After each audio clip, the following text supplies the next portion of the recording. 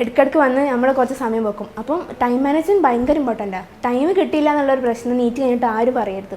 നീറ്റിൻ്റെ ഒരു ഇതെന്ന് വെച്ചാൽ ഒരു ഓപ്ഷൻസിൽ ഭയങ്കര കൺഫ്യൂഷൻ പറ്റും. അത് നീറ്റിൻ്റെ ഒരു ടാക്ടിക്സാണ്. ആ ടാക്ടിക്സിൽ നമ്മൾ വീണ് പോയത്. ബൈഹാർട്ട് ചെയ്തിട്ട് ഒരു കാര്യമില്ല.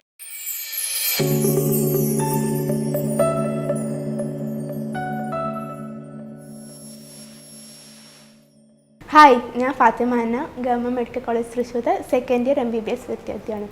അപ്പോൾ എന്താണ് അവസ്ഥ? നീറ്റൊക്കെ ആയല്ലോ അല്ലേ? ഇനിയിപ്പോൾ 15 days. അപ്പോൾ എങ്ങനെ പോകുന്നു? പഠിത്തമൊക്കെ പഠിക്കണ്ടല്ലോ അല്ലേ? അപ്പോൾ 15 days കൂടിയുള്ളൂ. അപ്പോൾ നിങ്ങൾ എന്തൊക്കെയാണോ ചെയ്യേണ്ടത്, 15 days ടിപ്സ്, അതാണ് ഇപ്പോൾ ഞാൻ ഈ വീഡിയോയിൽ പറയുന്നത്. എന്തായാലും നിങ്ങൾ ചെയ്യുന്ന കാര്യങ്ങളൊക്കെ തനിക്കല്ലാണ്, ഇപ്പോൾ എക്സ്ട്രാ ഉള്ള കാര്യങ്ങളൊന്നും നയിക്കില്ല. അപ്പം ഈ കാര്യങ്ങളൊക്കെ ചെയ്യേണ്ടതെന്ന് ഉറപ്പുവരുത്താം. പിന്നെ വേറൊരു പുതിയ മെത്തേഡൊന്നുമല്ല ഇപ്പോൾ പറഞ്ഞുതരാൻ പോകുന്നത്. നോർമലി എല്ലാവരും എന്തൊക്കെയാണോ ചെയ്യുന്നത് ആ കാര്യങ്ങളൊക്കെ തന്നെ.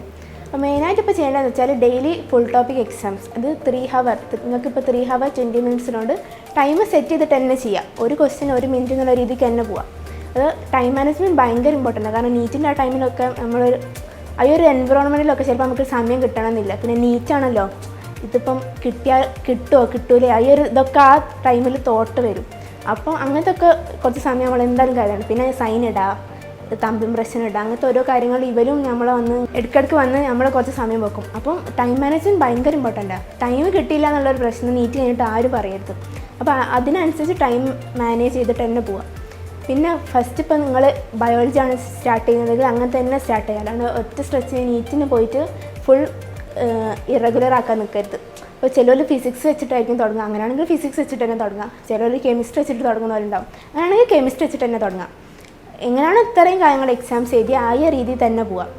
പിന്നെ ബയോളജിനെ കുറിച്ച് പറയുകയാണെങ്കിൽ ശ്രദ്ധിച്ച് വായിക്കുക. കൂടുതലും സ്റ്റേറ്റ്മെൻറ്റ് ക്വസ്റ്റ്യൻസ് ആയിരിക്കും, ഡയറക്റ്റ് ഫ്രം NCERT ആയിരിക്കും. അപ്പം ഈ ക്വസ്റ്റ്യൻസൊക്കെ ഡയറക്റ്റ് നിങ്ങൾക്ക് അറിയാമെന്നുള്ളൊരു കോൺഫിഡൻസ് എന്തായാലും ഉള്ളിലുണ്ടാവണം.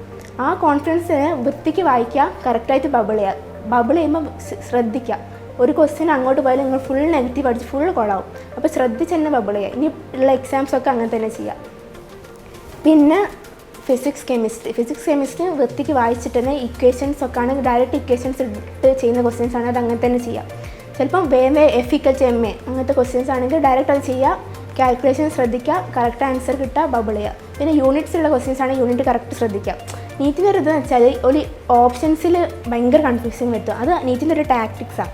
ആ ടാക്ടിക്സിൽ നമ്മൾ വീണ് പോയത്. ലൈക്ക് ഓൽക്കിപ്പം എല്ലാവർക്കും ഒന്നും MBBS സീറ്റ് കൊടുക്കാൻ പറ്റില്ല. അപ്പോൾ എന്തായാലും മാക്സിമം ഔട്ടാക്കാൻ നോക്കും. അപ്പോൾ ഈ കുഞ്ഞു ഇഷ്യൂസിൽ നമ്മളെന്തായാലും തളരരുത്. നമ്മളെന്തായാലും ഇതൊക്കെ ഓവർകം ചെയ്യുന്നുള്ളൊരു കോൺഫിഡൻസ് തന്നെ എക്സാം ചെയ്താൽ. പിന്നെ കെമിസ്ട്രി സെയിം. ഫിസിക്സിന് എങ്ങനെയാണോ ചെയ്തത് അങ്ങനെ തന്നെ ചെയ്യാം. ഇപ്പം കാൽക്കുലേഷൻസ് ഉള്ള പ്രോബ്ലംസ് ആണെങ്കിൽ കാൽക്കുലേഷൻ വൃത്തിക്ക് ചെയ്യാം. പിന്നെ ഇനോർഗാനിക് കെമിസ്ട്രി ആണെങ്കിൽ തിയറി വായിച്ചിട്ട് ചെയ്യാം, അങ്ങനെ തന്നെ ചെയ്യാം. പിന്നെ മെയിനായിട്ട് ഇമ്പോർട്ടൻ്റ് എന്താണെന്ന് വെച്ചാൽ നിങ്ങളിപ്പോൾ എക്സാംസ് എഴുതിയതിന് ശേഷം പേപ്പർ വൃത്തിക്ക് ഇന്ന് സോൾവ് ചെയ്യുക. ഇപ്പോൾ 3 hour വെച്ചിട്ട് എഴുതിയ എക്സാംസാണ്. അപ്പം അത് കഴിഞ്ഞിട്ട് ഒരു 3 അല്ലെങ്കിൽ 2 hours, ഇപ്പോൾ ചിലർക്ക് 2 hours മതി, ചിലർക്ക് 3 hours വേണം. അപ്പോൾ ഈ ടൈം ഉപയോഗിച്ചിട്ട് തന്നെ അത് സോൾവ് ചെയ്യാം.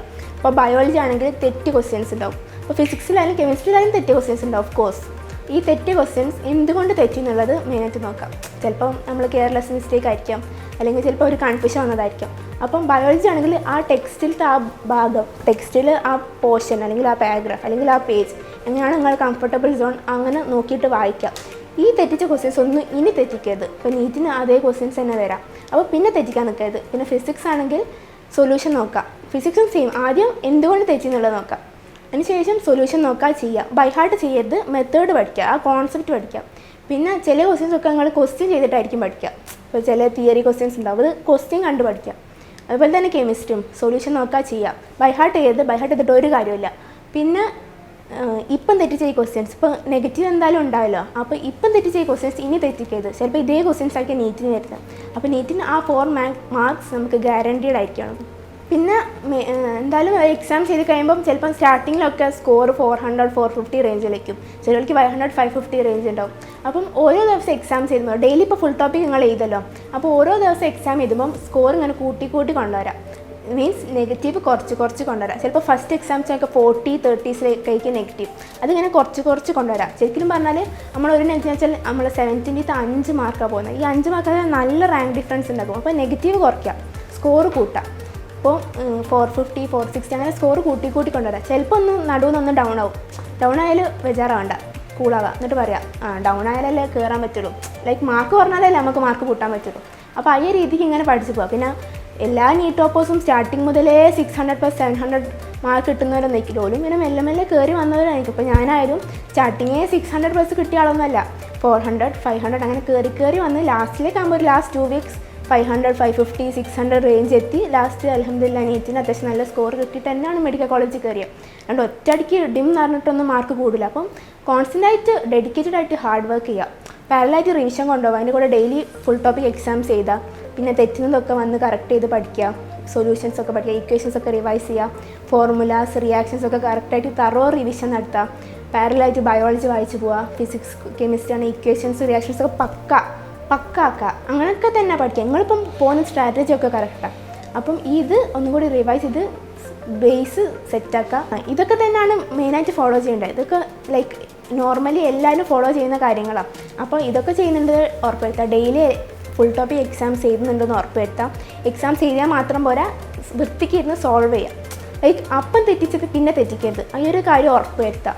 പിന്നെ നെഗറ്റീവ്സ് കുറയ്ക്കുക, ശ്രദ്ധിക്കുക, കെയർലെസ് മിസ്റ്റേക്സ് വരാണ്ടിരുത്തുക. പ്രത്യേകിച്ച് ഓയമാരൊക്കെ ബബിൾ ചെയ്യുമ്പോൾ വൃത്തിക്ക് തന്നെ ഇതാക്കാം. നിങ്ങളെ കൊണ്ട് പറ്റും. ഇപ്പം നമ്മളെ കൊണ്ടും എന്നെ കൊണ്ടൊക്കെ പറ്റുന്നുണ്ടെങ്കിൽ അത് ഉറപ്പായിട്ട് നിങ്ങളെ കൊണ്ടൊക്കെ പറ്റും.